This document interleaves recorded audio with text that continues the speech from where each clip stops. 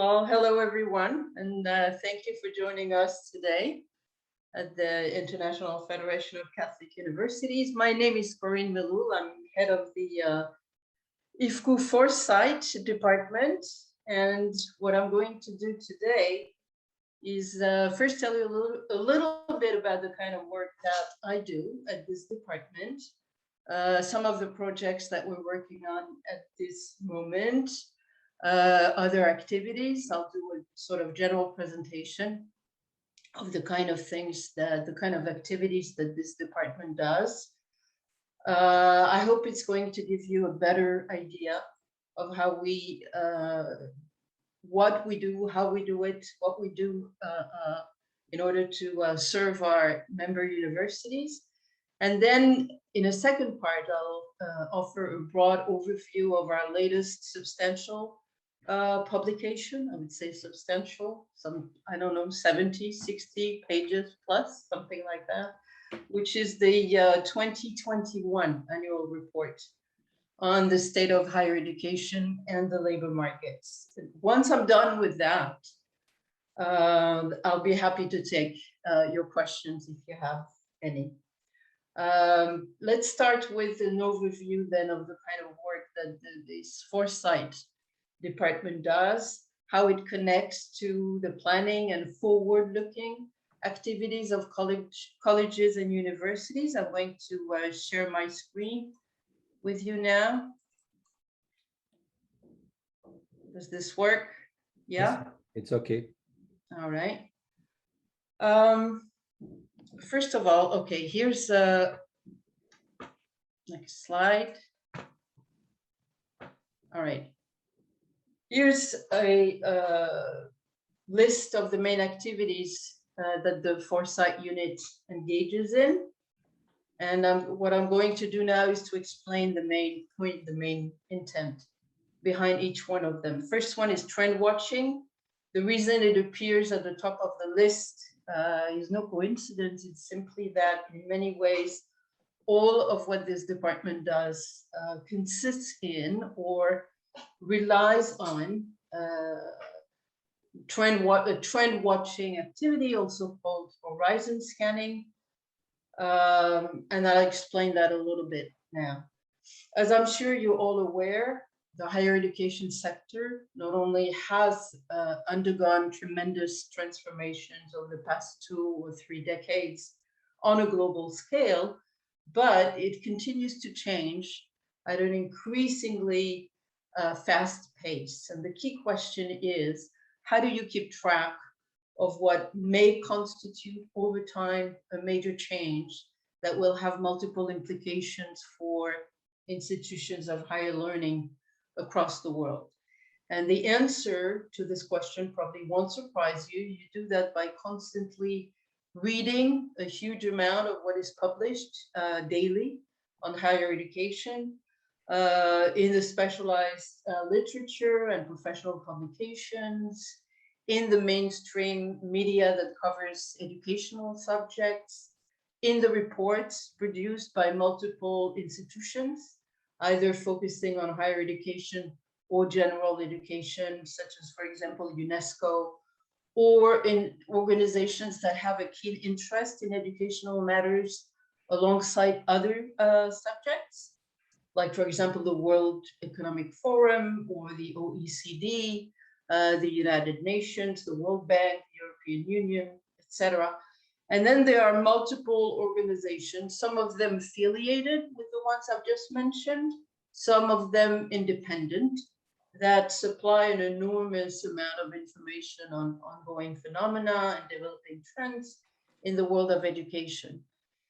Now, processing all of this data and retrieving from it what may illuminate the future of higher education, I would say that's really the bread and butter of the Foresight unit, and is what I do on a daily basis. There are other ways, of course, to keep track of developing trends, which include attending events, forums, conferences, summits that take place around the world, that by and large tend to focus on the future of higher education, by offering lectures, workshops, all kinds of other activities on current trends and what they mean for the future of the sector. Those venues also offer, of course, good opportunities to network, to meet and to create ties, and sometimes even collaborative projects with people who work in higher education in multiple capacities, in multiple lines of work. And more in the recent past, events such as these have tended to focus, unsurprisingly, on technology, on edtech, to be precise, which is, of course, turning out to be the key game changer in the higher education sector, just as technology, artificial intelligence, etc., is transforming the way things are done in virtually every field of human occupation nowadays. On the subject of these specialized events, I will add that, as you can imagine, I haven't attended a single one in person over the past 2 years. Most organizations that hold these events regularly have, like the rest of the world, transferred them online.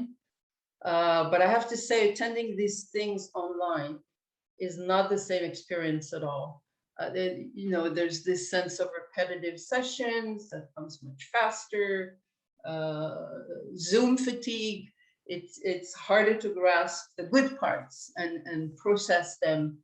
And of course, the networking opportunities are not the same. So when I hear, and I hear it increasingly, that most of our future will take place online, I have to say that makes me cringe a little. So higher education, evidently, is the big subject of my trend watching activities, but it's not the only one. The other major one, the other major focus of interest is the labor market, the workplace, the transformations that are taking place at work. And here as well, of course, technology is the key word. I can't overstate how important it is to keep up with work transformations when your focus is on higher education, because one of the quasi-revolutions that has taken place over the past 30 or 40 years is that increasingly around the world, the value of higher education has come to be assessed in terms of what I would call job worthiness, or the key word now used more and more in the higher education sector, which is employability. In other words, there's been a kind of substitution over that period of time of the older model of higher education, the Humboldtian model, if you will, with its focus on promoting the transmission of knowledge, essentially for the love of knowledge and for the purpose of personal development alongside research activities, with a model that now more and more, and as it turns out now constantly, on a constant basis, has to reassert its value in terms of preparing students for good jobs that will either maintain them or propel them in the middle class. And this is indeed a growing challenge for universities. Why? First and foremost, because the world of work evolves at a very rapid pace, especially under the impact of technological transformations and innovations. And colleges and universities, by definition, are not as nimble as most companies. And many of them increasingly struggle to keep up and to continue proving that they're worth the investment in years of study, and in countries where higher education is expensive, that they're worth the investment in money as well. And I do address this vital question at length, by the way, in the latest annual report that I'll present in a few minutes. Other activities that will take a little bit, I think, less time to introduce. The next item is Notable Trends Series. This is a monthly publication of 4-5 pages that focus on focuses on a single issue that I select because I can see that it is a salient subject and one that is crucial to watch in a forward-looking perspective. So for example, here you have the front page of some of the notes. I'll go through 3 of them only, don't worry. Some of the notes that I wrote last year. This one is on soft skills, the soft skill revolution. The fact that more and more stakeholders see soft skills as key to enable people to handle the transformations of work in the workplace, as the concept of a single line of occupation or a lifetime career lasting throughout an individual's active life is receding. And soft skills, because they are transferable from one job to another, are now thought to be what will allow people to smoothly glide from one type of occupation to the next in the future, which of course creates a huge challenge for universities in that they're not primarily equipped, and it hasn't been historically their primary mission to impart these skills. So this is now becoming a very big issue in the sector of higher education, which I address not only in the annual report that I'm going to talk about in a moment, but that I work on as a trend, as a developing trend, virtually every day. The next one, the next note is on the switch to online learning, and the specific takeaways that can be derived from that global experience of massively transferring learning and teaching to an online format in a matter of weeks or even days that took place at the beginning of the pandemic. Online learning, that we're now told, is the way of the future, with this unforeseen necessity of the massive transfer online. However unfortunate the circumstance, is of course a unique experience that we've already been able to learn a lot from. This is also addressed, of course, in the annual report.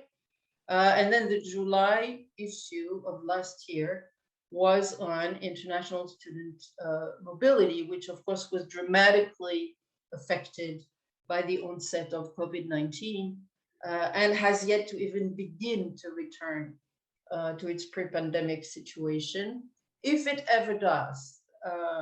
And that's a question that is the subject of endless speculation and forecasts in the sector, keeping in mind, of course, that for many, many institutions across the world, student mobility, international students, are a very important, very significant source of income.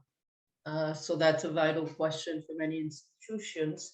And speculations and forecasts in this respect really range from back to normal scenario within a year or two, back to normal meaning, of course, back to the pre-pandemic situation, to on the opposite end, student mobility will never be the same again, kind of scenario, for multiple reasons that are interesting and complex that I don't really have time to get into here, but I also address in the 2021 annual report.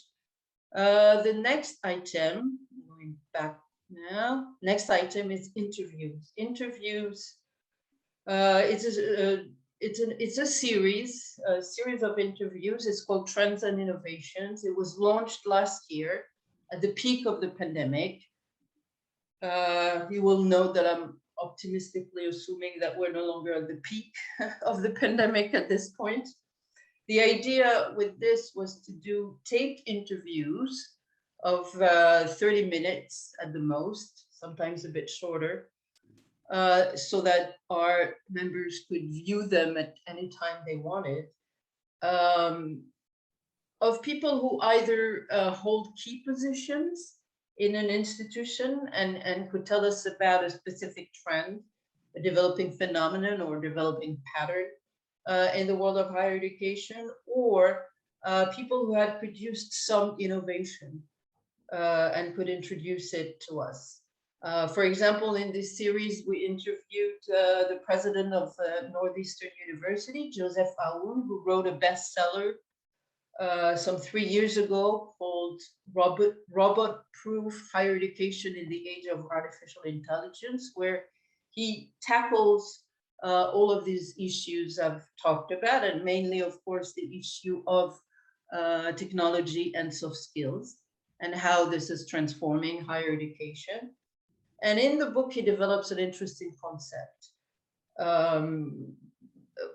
of the way in which universities can handle the transition of the labor market toward technologization, toward robotization, artificial intelligence, automation, by emphasizing the learning of 3 types of literacy that he calls technological, human, and data literacy, which he sees as really the path of the future for universities, along with the fact that universities should embrace lifelong learning, which is also a big subject now in higher education, and will be the subject of one of my future notes in the Notable Trends series.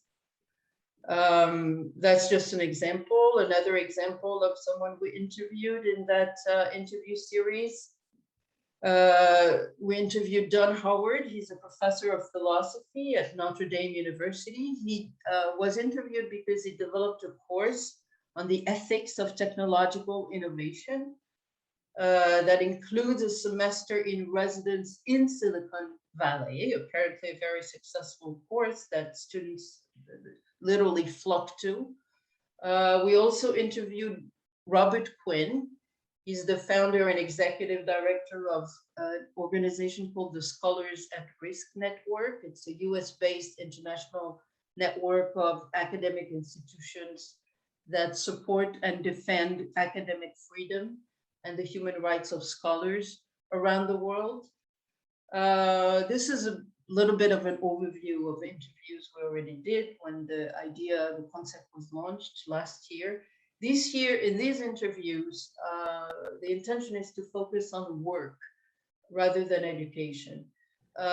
Interview stakeholders in the world of work to try to find out what further transformations we should expect, in particular in the wake of COVID-19, how technology, artificial intelligence, automation, robotization will continue to affect not just how work is carried out, but more and more what jobs will literally disappear and what jobs that never existed before will pop out and at what pace, etc. All of which, of course, is precious knowledge for us in the service that we strive to provide to our member universities and to the higher education community at large. The next item is projects. Now, under this label, I would like to take the limited time that I have left and your limited patience to listen to me to tell you about one specific project that we would be, in fact, very, very happy to involve you if you're interested. It is a 2-year project. It's ongoing. We started last year.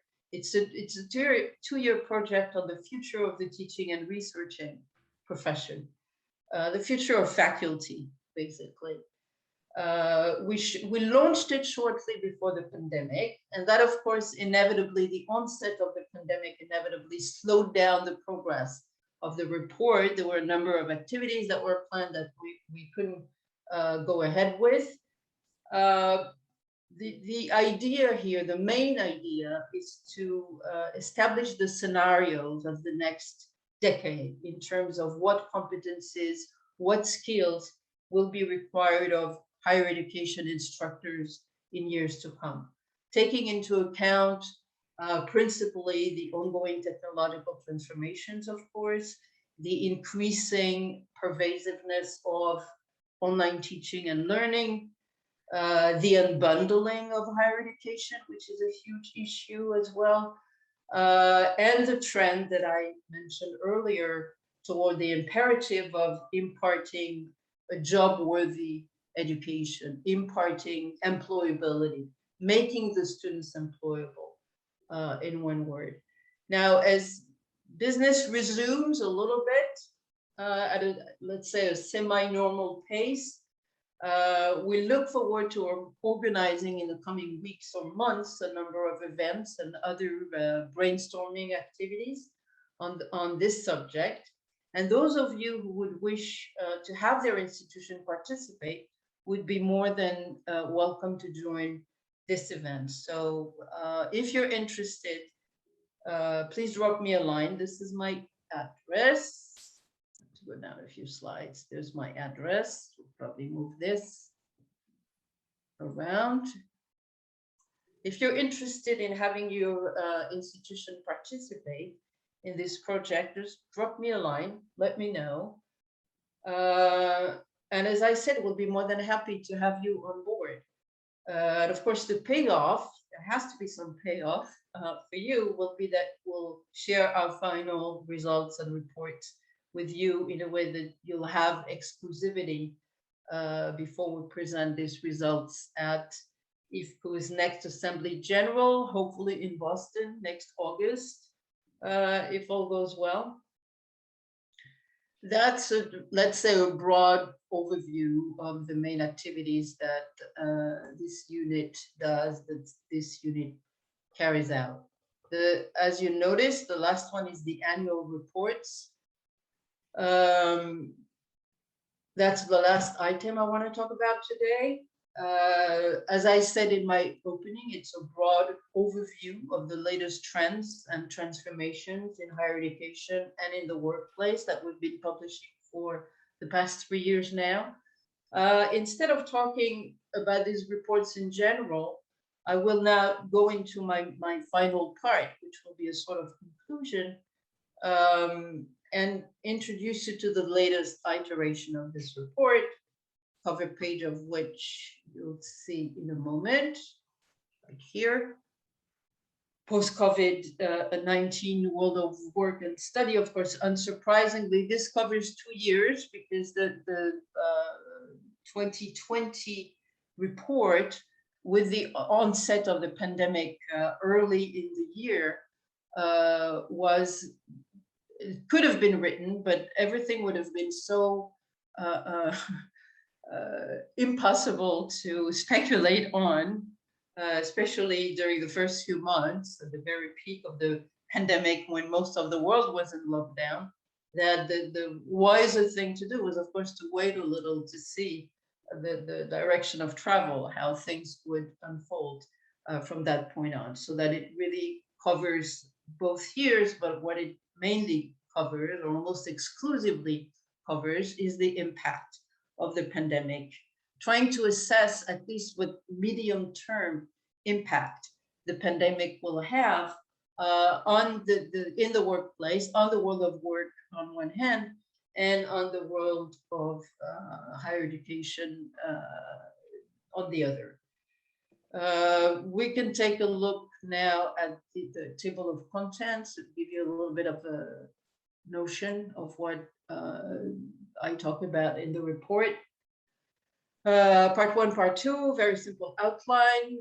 Part 1 is on work, part 2 is on the future of higher education. Part 1 deals with the global social impact. Difficult still to assess. We have some contradictory trends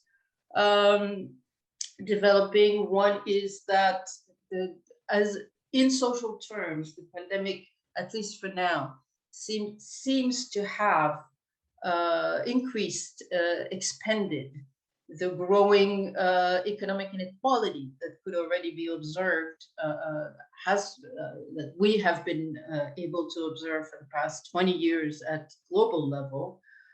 So the pandemic seemed to be accelerating that at the beginning. It is still a growing trend. The contradiction being that, on the other hand, other developments occurred in the workplace and the world of work, which are that a lot of jobs across the world are simply not finding takers, bidders, which is a little bit of, I think, an unexpected situation, unexpected on the part of forecasters who could not imagine, who, the first few forecasts or the first few early speculations when the pandemic began to settle in, were that this was going to cause massive, long-lasting unemployment. And in fact, what's been happening has really been the reverse. These are the issues that I address in this part of the report. It is, of course, still too early to tell whether this will be a long-lasting trend in terms of, job the offers exceeding the demand. You've heard about the Great Resignation phenomenon in the US. How long will this last? Is this a long-lasting trend? Is it going to really have a long-lasting impact in the sense that it will transform the notion of work, that people will consider the place of work in the overall work-life balance in a different way than was the case before the pandemic? All of these issues are now being discussed among forecasters and observers in the sector. As far as the second item, the COVID-19 and the impact of technology, a lot of speculations there as well. Some of it is that early speculations were that technology, the impact, the technologization of work would be accelerated by the pandemic. That, for example, technology would be increasingly adopted by places of work where people could not be maintained at work because of the pandemic, and that if you begin to automate a particular position, a particular type of job, then you wouldn't, employers would not hire people again once the pandemic was over. We see less of these reports now, but again, we're in the midst of a situation where hundreds of thousands of job offers in a number of countries, especially in the developed world, are not finding takers. But it is still uncertain what kind of medium to longer term impact technology, work technology, which has progressed faster since the beginning of the pandemic, presumably than it would have without the pandemic, if this will have a longer term impact once we've turned the page on COVID-19. COVID-19 and tomorrow's skills, nothing unprecedented there, simply a reinforcement of the emphasis on soft skills, the need for the skills of tomorrow, the need for soft skills, just to name a few: communication, problem solving, analytical skills, leadership, etc., critical thinking,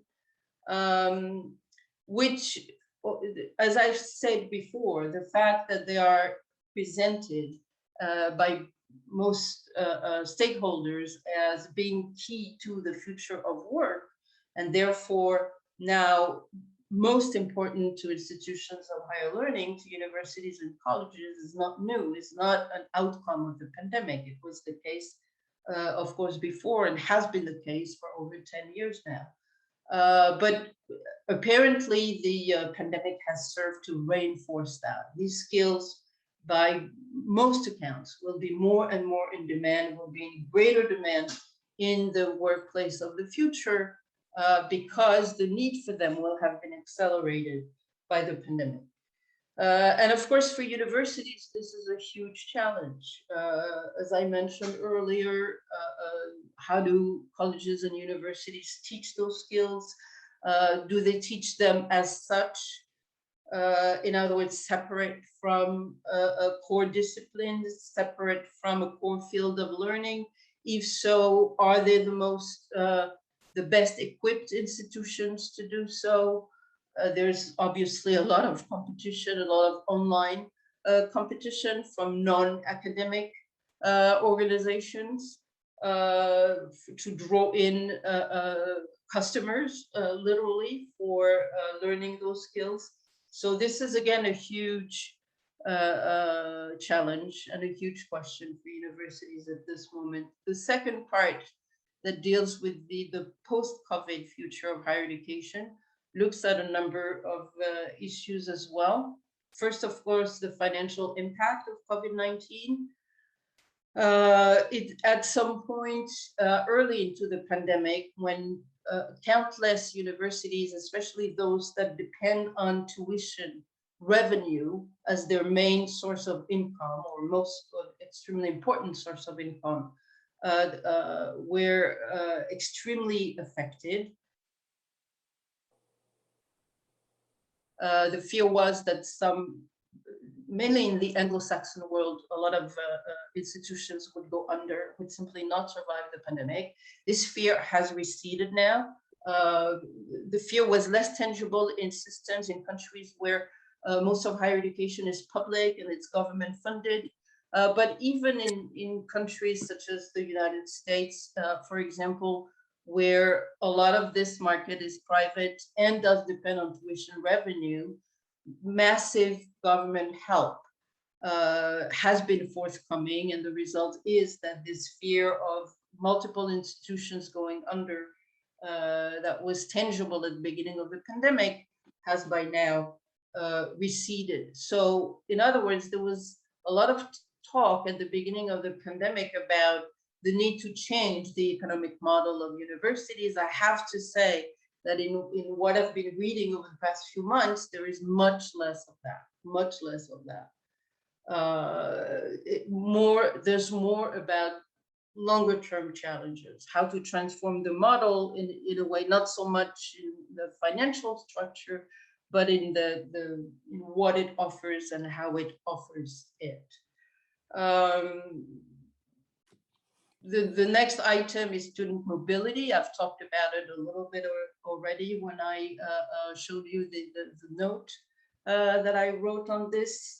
International student mobility is a huge issue, as I said already, and its future is uncertain. I told you that scenarios and forecasts here range from a back to normal situation soon to nothing will ever be the same again kind of scenario. In the latter, the idea is that looking at maybe the next 5 years, 5 to 10 years, other offers are developing across the world. For example, Asia, parts of Asia, countries like Singapore, also China, and other countries are developing alternative offers, are increasingly interested, in particular China, which has an absolutely proactive policy in this respect that it's been developing for the past over 10 years, of attracting international students, at least at continental level, with study program offers that expand, that develop constantly, and across other countries, Singapore and other places, there is a drive now to draw in international students with an ever expanding offer of programs in English, delivered in the English language. So this is one aspect of the issue. And another aspect of the issue is, of course, the question of online learning. Online learning, there is also, you can see that it's the subject of the next item here, the next segment, transformations of higher education through technology in the post-COVID-19 future. The idea here, of course, is the huge expansion of online learning. I've already said it is seen as the way of the future. It doesn't mean there's virtually no scenario that spells the end of in-person learning per se. But some scenarios describe it as something that will eventually become a kind of niche offer, where the norm really will be online learning. And so to go back for a minute to the issue of international student mobility, the availability of online learning provided by, say, a prestigious university that an international student would want to attend offers an alternative if it can be done, an entire program, for example, or at least part of a program can be done online.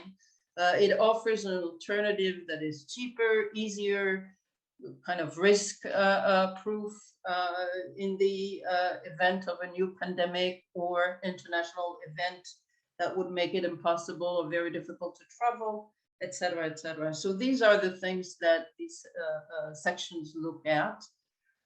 The rise of skills and micro-credentials, their post-COVID potential. This section addresses mainly the question of the unbundling of higher education, which I mentioned briefly earlier, and is a huge phenomenon, perhaps of all the trends that I have my eye on.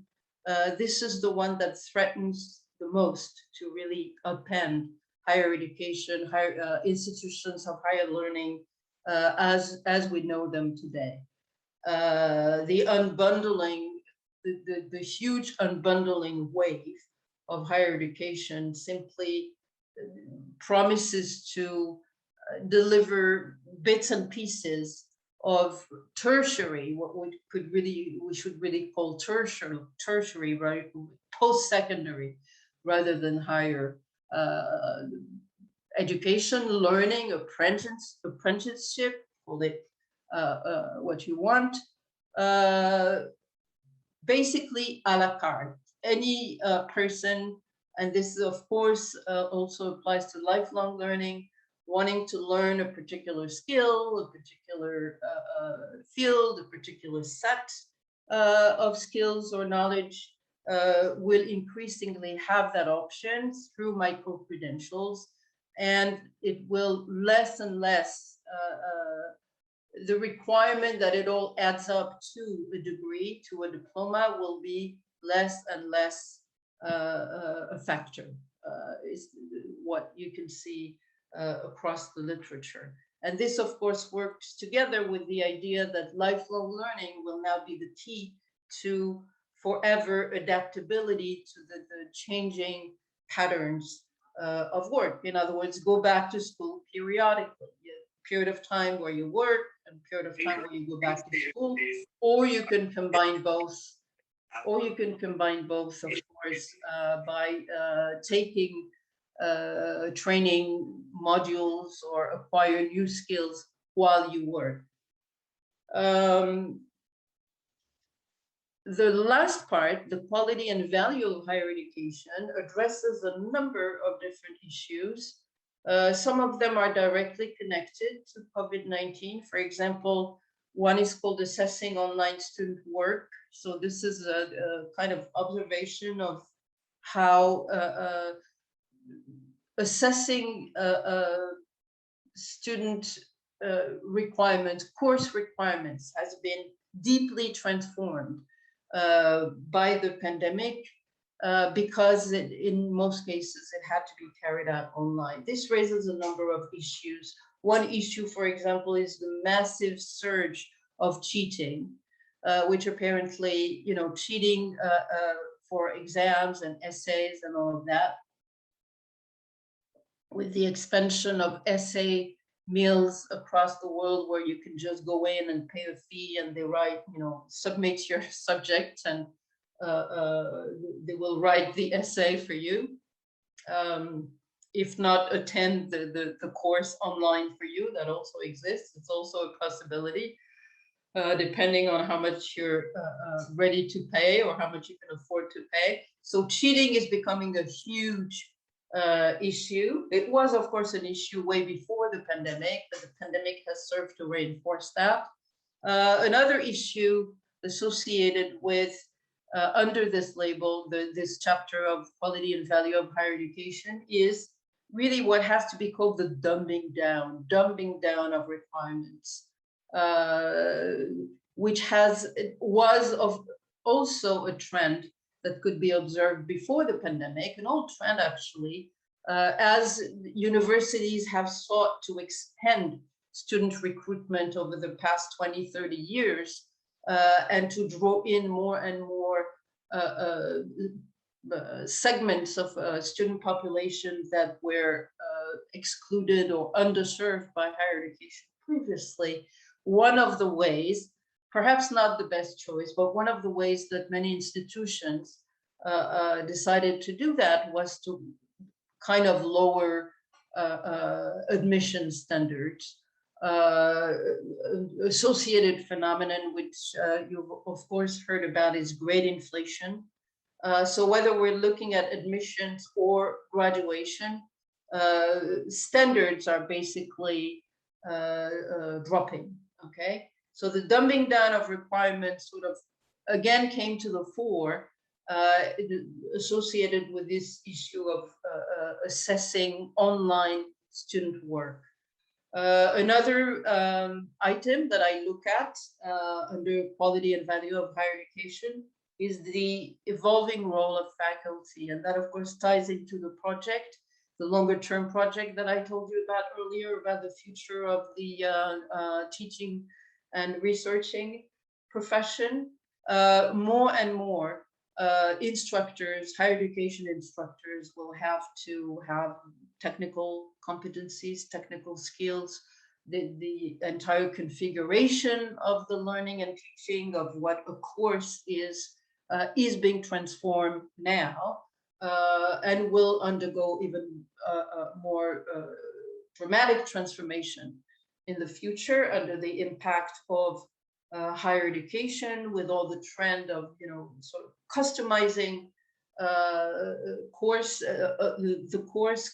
customizing the learning path to suit the learning profile of each and every learner. So this is, of course, going to have a huge impact on what faculty will have to do, how they will teach, what they will teach also, and of course, what kind of competencies and skills they will have to have in order to be recruited. Another issue that this looks at is the future of tenure, very much threatened as more and more adjunct instructors are hired by universities and colleges as a kind of cheap alternative, cheaper, less costly alternative to hiring tenure track faculty. I also look at the expansion of the unbundling wave, also under the impact of the foreseeable impact, at least, of the pandemic of COVID-19. And then the last section in this final segment is on the state of free speech and intellectual inquiry. And here I look in particular at what is going on, has been going on in the United States for over 10 years now, and is kind of spreading, spilling over to maybe not the rest of the world, but at least a significant part of it, which is this entire social justice agenda that is transforming what free speech and academic freedom means in terms of what faculty, how the things that faculty can express within the confines of the university, but also on social media, and what is taught and the way that it is taught. It is a very sensitive issue, highly controversial.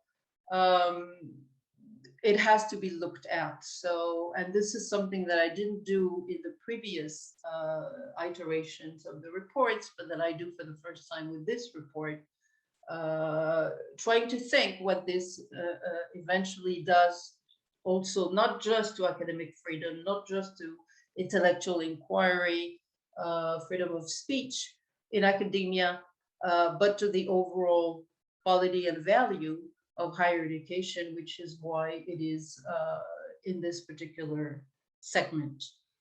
I'm going to end here. That's it for now. That's what I wanted to talk about today. I hope I gave you a sufficiently substantial overview of the kind of things that I do at the Foresight unit. And first of all, thank you very much for sticking with me. And if you have any questions, I'd be glad to answer them now. Thank you.